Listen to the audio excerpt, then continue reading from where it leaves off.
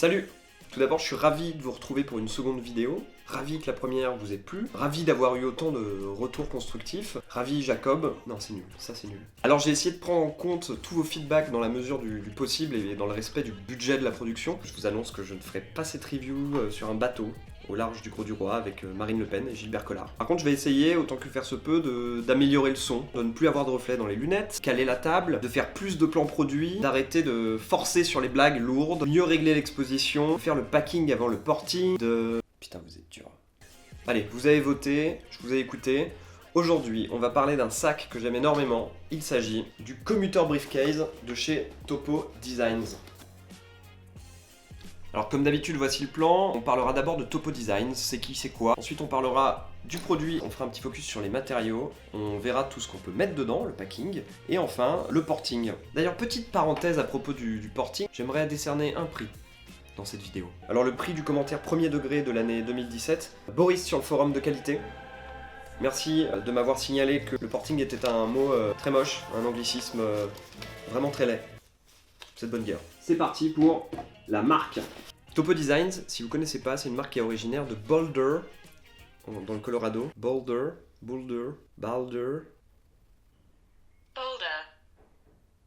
Topo se revendique comme une marque d'inspiration outdoor, attirée par les grands espaces, avec une très forte implication dans la vie et la communauté locale. Un petit peu comme moi, quoi.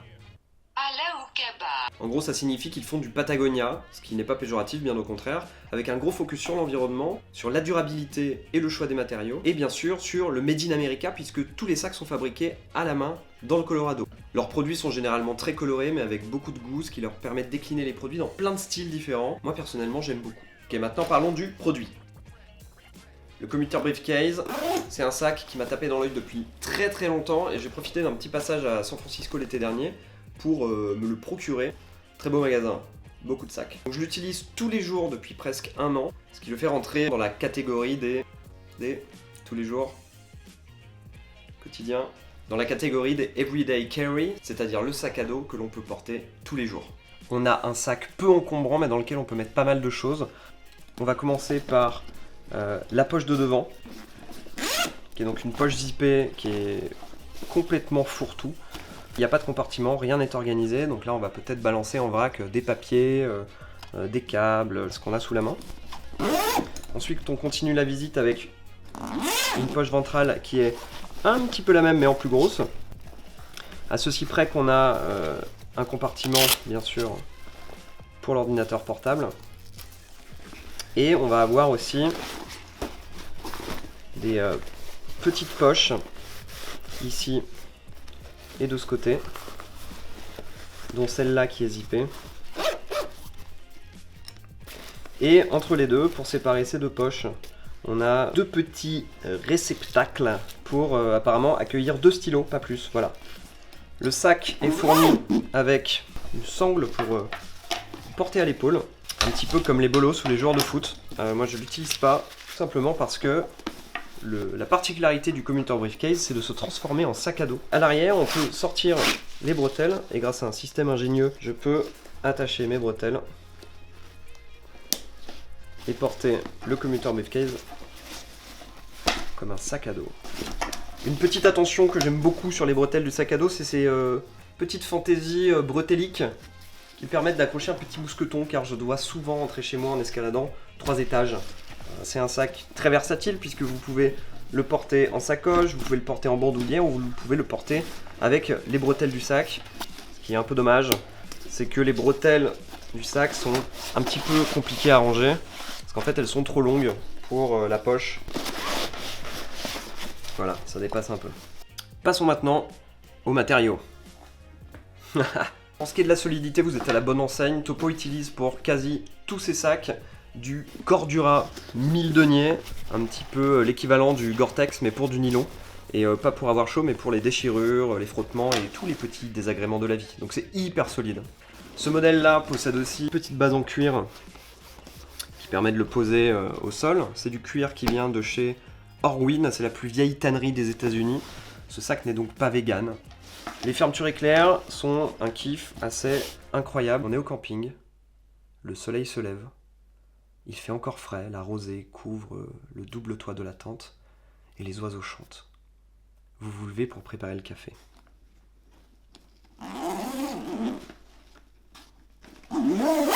Ça glisse sans effort, ça s'attrape facilement, c'est hyper solide car c'est japonais, tout simplement. Ce sac est donc extrêmement cher avec son corps dur à 1000 deniers, son cuir de Chicago, ses fermetures éclair du Japon. Mais bon, c'est les meilleurs matériaux du monde. Il faut ce qu'il faut. Les bretelles sont fines pour pas que ce soit grossier vu que c'est un petit sac, mais elles sont quand même hyper confortables avec un petit maillage d'abeille. Passons maintenant au packing pour voir un petit peu tout ce qu'on peut mettre là-dedans. Alors on commence par le laptop. Le commuter briefcase il peut prendre jusqu'à du 15 pouces, donc si vous avez un ordinateur de gamer type Alienware 21 pouces, ça va peut-être pas rentrer.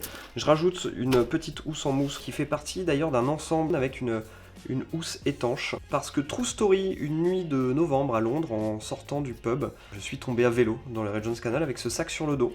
D'abord j'ai cru mourir de noyade, ensuite de froid et enfin d'une maladie du Moyen-Âge parce que genre le Regent's Canal il est hyper sale, je pense qu'il y a la peste.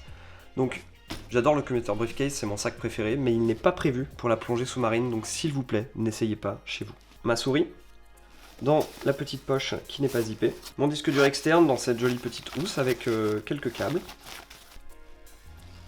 Des chargeurs. Petit livre de poche. Une prise universelle. Un carnet. Un seul stylo. Un multitool pour le vélo. Un casque. Un objectif supplémentaire. Un petit tripode, une manette de Xbox, une gourde, un pot de mayonnaise, une trousse de secours, une chaussette, une espadrille. Je pense que j'ai atteint à peu près la capacité maximum à l'intérieur du sac. Mais nous allons bien sûr rajouter un petit plaid.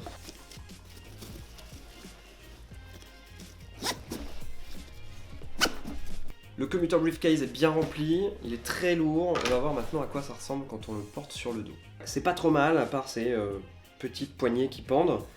Ça a un petit côté urbain, mais outdoor, moderne, mais vintage.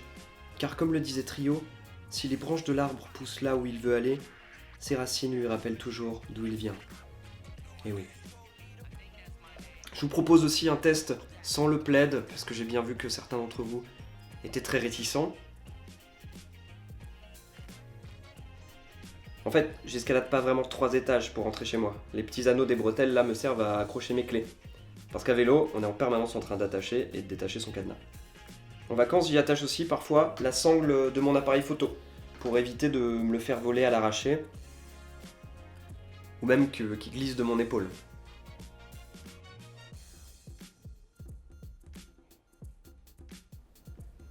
Arrête maintenant, c'est gênant. Le verdict, c'est que le commuter briefcase, c'est un sac que j'aime vraiment beaucoup et que j'utilise vraiment tous les jours. Quelques inconvénients, c'est que finalement, il n'a pas une si grande capacité que ça. C'est un petit peu plus compliqué quand il faut partir en week-end, par exemple. Voilà, c'est terminé. J'espère que la vidéo vous a plu. Tout n'est pas encore parfait, le son n'est pas très bon, j'ai peut-être des problèmes de lumière. Qu'est-ce que c'est que ce truc qui m'éblouit? J'essaye de m'améliorer, vos feedbacks sont toujours les bienvenus. C'est l'heure des call to action. Vous pouvez vous abonner, commenter, m'insulter sur Twitter, aller faire un tour sur le blog pour lire l'article qui va avec la vidéo, et aussi vous inscrire à la newsletter, puisque parfois j'ai des discounts sur les sacs, sur les boutiques en ligne, et je les file qu'aux abonnés. Regardez, c'est moi qui fais du vélo, loin avec des effets de flou comme les blogueuses mode. Je vous propose de voter pour la prochaine vidéo un autre sac à dos, le Polar Roll Top 2.0, ou alors un petit tuto sur le Ranger Packing, aka votre linge roulé sous les aisselles, puisque j'ai remarqué que pas mal d'entre vous avaient l'air intéressés. Je vous embrasse tendrement, n'oubliez pas d'où vous venez, où vous voulez aller, regardez parfois dans le rétroviseur de la vie, avant de tourner à un carrefour. Souvenez-vous que chacune de vos décisions est prise sur les épaules des géants qui n'étaient pas d'accord avec vos idées mais qui se battront toujours pour que vous les exprimiez. Et comme disait Oscar Wilde,